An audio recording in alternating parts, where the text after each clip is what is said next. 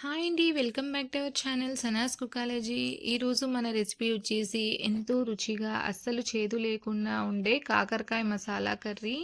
ఈరోజు మనం ఈ కాకరకాయ మసాలా కర్రీని చాలా సింపుల్ ప్రాసెస్లో చాలా టేస్టీగా అస్సలు చేదు లేకుండా చేసుకుందామండి. కాకరకాయ అంటే తినని వాళ్ళు కూడా ఈ ప్రాసెస్లో ఒకసారి మసాలా కర్రీని ట్రై చేసి చూడండి. మళ్ళీ మళ్ళీ ఇదే ప్రాసెస్లో చేసుకొని తింటారండి, అంత బాగుంటుంది. పదండి ఇప్పుడు దీన్ని ఎలా ప్రిపేర్ చేయాలో చూసేద్దాం. స్టవ్ మీద ముందుగా ఒక ప్యాన్ పెట్టుకొని ఇందులోకి మనం ఒక 2 టేబుల్ స్పూన్ల పల్లీలను వేసుకోవాలి. లో ఫ్లేమ్ పెట్టుకొని పల్లీలని కొద్దిగా డ్రై రోస్ట్ చేసుకోవాలండి. చూడండి, పల్లీలు అనేటివి వేగిపోయాయి. ఇప్పుడు ఇందులోకి మనం ఒక 2 టేబుల్ స్పూన్ల ఎండు కొబ్బరిని వేసుకోవాలి. అలాగే పావు టేబుల్ స్పూన్ మెంతుల్ని వేసుకోవాలి. ఇప్పుడు వీటిని కూడా మనం కొద్దిగా వేపితే సరిపోతున్నది, మరీ ఎక్కువగా వేపాల్సిన పని లేదు. చూడండి, కొబ్బరి కూడా లైట్గా వేగిపోయింది. ఇప్పుడు ఇందులోకి మనం ఒక టేబుల్ స్పూన్ నువ్వుల్ని వేసుకోవాలి.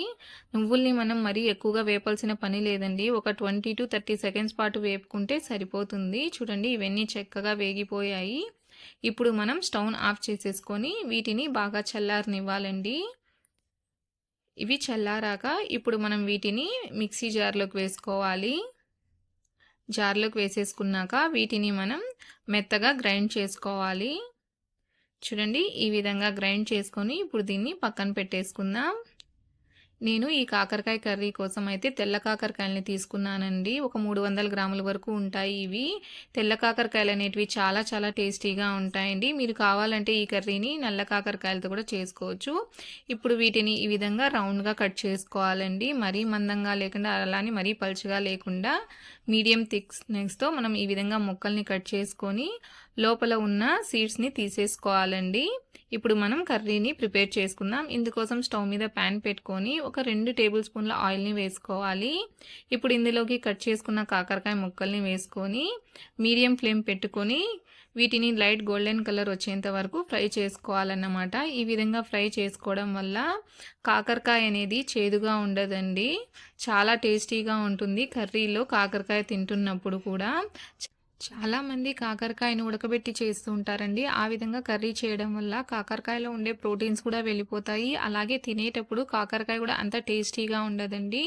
ఈ విధంగా ఫ్రై చేసుకొని ఒకసారి కర్రీని ట్రై చేసి చూడండి. ఈ విధంగా ఫ్రై అయిన కాకరకాయలని ఇప్పుడు తీసి పక్కన పెట్టుకుందామండి. ఇప్పుడు ఇదే ప్యాన్లోకి మనం 4 లేదా 5 టేబుల్ స్పూన్ల నూనెను వేసుకోవాలి. ఇప్పుడు ఇందులోకి ఒక టేబుల్ స్పూన్ ఆవాలు, ఒక టేబుల్ స్పూన్ జీలకర్రని వేసుకోవాలి. జీలకర్ర అనేది కొద్దిగా ఫ్రై అవ్వాలండి. అలాగే ఆవాలు కూడా బాగా చిటపటలాడాక ఇప్పుడు ఇందులోకి మనం సన్నగా తరిగిన ఒక ఉల్లిపాయని వేసుకోవాలి. అలాగే దంచుకున్న ఒక 2 టేబుల్ స్పూన్ల వెల్లుల్లిని కూడా వేసుకోవాలి. ఇప్పుడు మనం ఈ వెల్లుల్లిని అలాగే ఉల్లిపాయని కొద్దిగా కలర్ చేంజ్ అయ్యేంత వరకు ఫ్రై చేసుకోవాలండి. మరి ఎక్కువగా ఫ్రై చేయాల్సిన పని లేదు. ఈ విధంగా లైట్గా కలర్ చేంజ్ అయితే సరిపోతుంది. ఇప్పుడు ఇందులోకి మనం ఒక టమోటాని కూడా సన్నగా ముక్కల్లాగా కట్ చేసుకొని వేసుకోవాలి. టమోటాని వేసుకున్నాక ఒకసారి బాగా కలుపుకోవాలి. ఈ విధంగా కలుపుకున్నాక ఇప్పుడు ఇందులోకి రుచికి సరిపడా ఉప్పుని వేసుకోవాలి. ఉప్పుని వేసుకొని దీన్ని ఒకసారి బాగా మిక్స్ చేసుకుందామండి. ఇప్పుడు ఉప్పు వేయడం వల్ల టమోటాలు అనేటివి తొందరగా మగ్గిపోతాయి. ఈ విధంగా కలుపుకున్నాక మూత పెట్టేసి టమోటాలని మనం మీడియం ఫ్లేమ్లో ఒక 2 నిమిషాల పాటు మగ్గించుకోవాలి. 2 నిమిషాల తర్వాత చూడండి, టమోటాలు అనేటివి మగ్గిపోయాయండి. చూడండి, సాఫ్ట్ అయిపోయాయి టమోటాలు అనేటివి. ఇప్పుడు మనం ఇందులోకి ఫ్రై చేసుకున్న కాకరకాయని వేసుకోవాలి.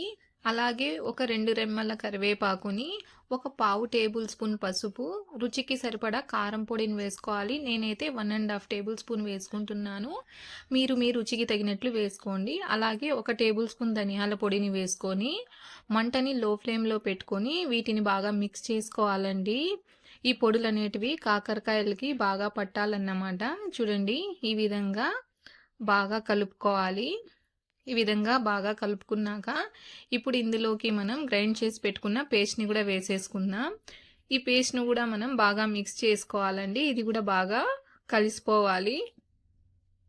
చూడండి, ఇవన్నీ చక్కగా కలిసిపోయాయి. ఇప్పుడు ఇందులోకి మనం ఒక 1/2 కప్పు చిక్కటి చింతపండు గుజ్జును వేసుకోవాలి.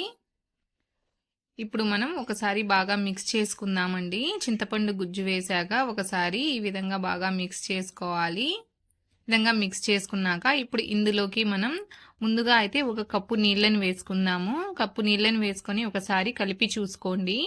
మీకు గ్రేవీ థిక్నెస్ అనేది ఎలా కావాలో అనేది మీకు అర్థమైపోతుంది. మీకు మరీ చిక్కగా కావాలా, పల్చగా కావాలా అని చూసుకొని వాటర్ని వేసుకోండి. కొంచెం చిక్కగా ఉంటేనే కాకరకాయ కర్రీ అనేది టేస్ట్ చాలా బాగుంటుంది. నేనైతే ఇంకొక కప్పు నీళ్ళని వేసుకుంటున్నానండి. ఇంకొక కప్పు నీళ్ళని వేసుకొని ఒకసారి బాగా మిక్స్ చేసుకోవాలి. ఈ విధంగా బాగా మిక్స్ చేసేసుకున్నాక ఇప్పుడు మనం మూత పెట్టేసి మీడియం ఫ్లేమ్లో ఒక 12 నుంచి 15 నిమిషాల పాటు ఉడికించుకోవాలి. 15 నిమిషాల తర్వాత చూడండి మన కర్రీ అనేది చక్కగా కుక్ అయిందండి. ఆయిల్ కూడా పైన తేలుతోంది చూడండి. అలాగే గ్రేవీ కూడా చిక్కపడింది చూడండి. మొత్తం కరెక్ట్గా సరిపోయిందండి కర్రీ అనేది. అలాగే చూడండి కాకరకాయలు కూడా చక్కగా ఉడికాయండి. చూడండి ఎంత చక్కగా ఉడికాయో చూడండి. కావాలంటే మీకు ఒకటి వించి చూపిస్తున్నాను. చక్కగా ఉడికిపోయాయి కాకరకాయలు కూడా చూడండి, సాఫ్ట్ అయిపోయాయి. అంతేనండి, ఎంతో రుచిగా ఉండే మన కాకరకాయ మసాలా కర్రీ అనేది రెడీ అయిపోయింది. ఇప్పుడు దీన్ని వేడివేడిగా సర్వ్ చేసేసుకోవడమే. చాలా చాలా టేస్టీగా ఉంటుందండి ఈ కాకరకాయ మసాలా కర్రీ అనేది. అస్సలు చేదు అనేదే ఉండదండి. కాకరకాయ అంటే ఇష్టం లేని వాళ్ళు కూడా ఒకసారి ఈ కర్రీ టేస్ట్ని చూసారంటే మళ్ళీ మళ్ళీ ఇదే ప్రాసెస్లో చేసుకొని తింటారండి. అంత బాగుంటుంది. మీరు కూడా తప్పకుండా ఈ స్టైల్లో ఒకసారి ఈ కాకరకాయ మసాలా కర్రీని ట్రై చేసి చూడండి. మీకు ఈ రెసిపీ ఎలా అనిపించిందో నాకు తప్పకుండా కామెంట్లో తెలియచేయండి. అలాగే వీడియో నచ్చినట్లయితే లైక్ చేయండి, షేర్ చేయండి. అలాగే నా ఛానల్ని సబ్స్క్రైబ్ చేసుకోండి. Thanks for watching.